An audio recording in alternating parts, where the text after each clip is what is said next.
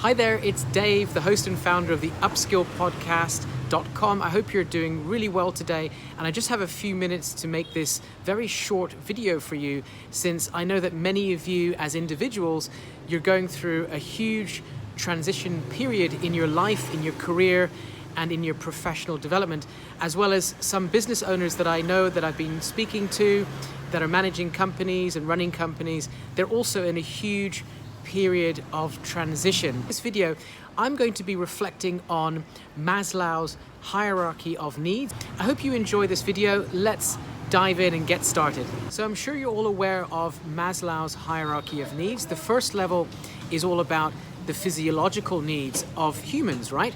And as humans, we need food, we need water, we need shelter. Those are the kind of the basic things we need to live, right? The physiological level relates to sales, because sales for a business is about oxygen. If you don't have oxygen to breathe, you can't run a business. So a lot of businesses at the moment, they really need to go back to sales, because a lot of companies might have been going through a period of relative comfort, and now they have to really look at sales from a completely new perspective. Sales is the number one thing for a business. So I want you just to be aware of that.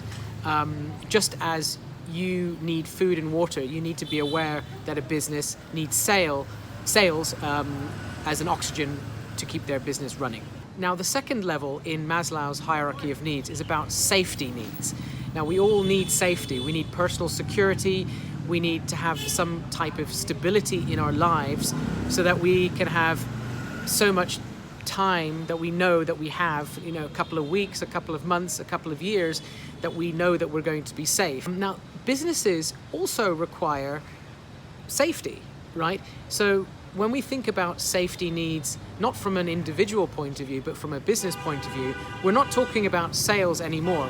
We're talking about profit, because the more profit a business is able to keep, the more stability that they can achieve for the business, and that has a knock-on effect for taking care of the staff, the employees. So you need to be very, very aware that a business needs to, after they've satisfied the sales requirement, they need to think about, okay, the profit. They need to have X amount of time ahead of them that they can plan for, that they can take care of you as an employee and as a business, that they can satisfy their immediate short-term, medium-term needs to make sure that they are safe, right? Just as you want to be safe, also a business needs that profit to act as a safety.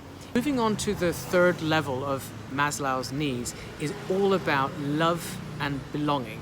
Now, as humans, we all seek to, build community with each other. We all seek to be loved and, to be respected by our fellow human beings. Now, it's exactly the same for a company. A company, after satisfying sales and profit, they need to make order out of the chaos. Because if a company wants to move on to the next level, they need to provide the environment for their organization so that their staff feel like they belong somewhere, that there's a sense of community, and there's a sense that they're part of a bigger picture, that they're part of the culture. And right now, it's all about, a learning culture, continuous learning, being able to, be resourceful, resilient, adaptable to change. These are all things within the culture that a company needs to create in terms of love and belonging, because that's what's going to help the staff and the company get to the next phase, which I'm going to talk about in a minute. But creating that sense of love and belonging is the tricky one right now. That's where a lot of companies really need to be right now, because we're entering survival mode, and we're kind of in survival mode right now, but we really need to push now to love and belonging to keep going, to keep evolving during this difficult time. So that's number 3. Let's move on to the fourth need in the pyramid. Well, that is all about self-esteem. As you can imagine, if you lack self-esteem, if you don't have confidence in yourself, how are you going to keep going? You're going to give up, right? If you don't have self-esteem.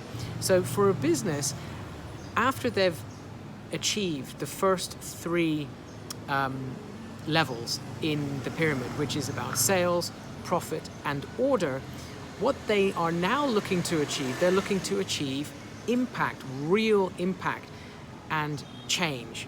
And this is all to do with transformation. You know, there's a lot of talk about impact in the world. Well, you can only create impact in your organization and in the market with your customers and things like that when you have created a true impact in your organization, when you have enabled your team, your employees, to have that sense of self-esteem, that confidence in their abilities, in their skills, you know, that they are able to execute and they know very clearly about their capabilities in terms of business, right? So number 4 is a really critical one. When you get self-esteem right, then you're really off to creating long-term impact and transformation as an individual and as a business. And last but not least, we're going to move on to the 5th level, which is all about self-actualization, which basically means that you're fulfilling your full and true potential in life. Now, I don't believe we ever really know what our full potential is, but this is all about basically being able to create a future that you want for yourself and for your business. And it's all about maximizing all your talents, all your gifts, all your skills, all your capabilities.